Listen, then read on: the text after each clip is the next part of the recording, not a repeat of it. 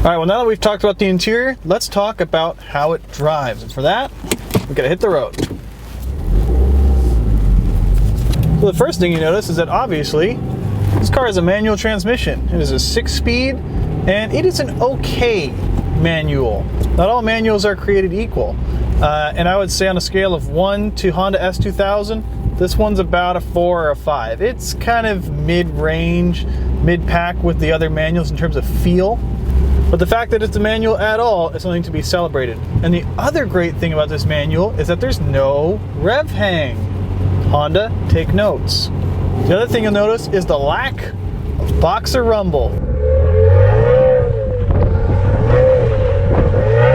The classic Subaru warble is gone because this engine has equal length headers. It just kind of sounds like a 4-cylinder. Doesn't really sound like anything.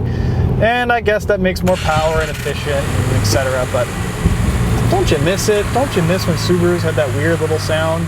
The engine just makes a noise.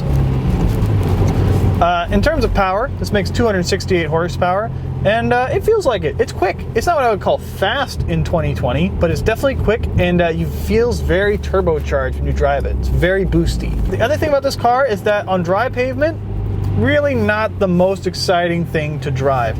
This car comes into its element on wet and crappy and snowy and gravelly surfaces. It is just, that's when this car comes alive. On regular dry pavement, it's honestly nothing to write home about. I guess you could drive it fast. It's quite competent, but it just kind of, it's safe, it understeers.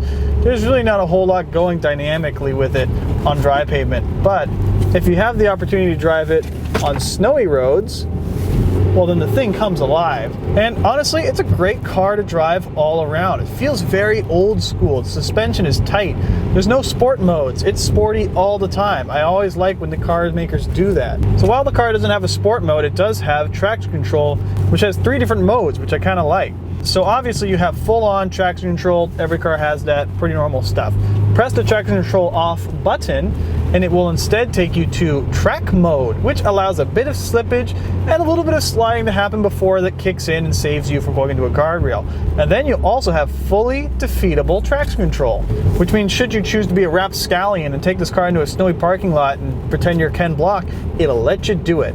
And that is a cool thing. Downsides, well, that stiff ride can be kind of annoying at highway speeds, and the 6th gear in this transmission isn't very low, which means the engine's spinning pretty quick at those highway speeds. So the amount of engine and road noise combined with the stiff ride to make this thing not really a car you'd want to drive on the highway for a really long time. It's clearly not its forte. Well, the WRX is fun to drive and it's a great place to sit in, but doesn't make sense when it comes to dollars and cents. Let's find out when we talk about value in the next video.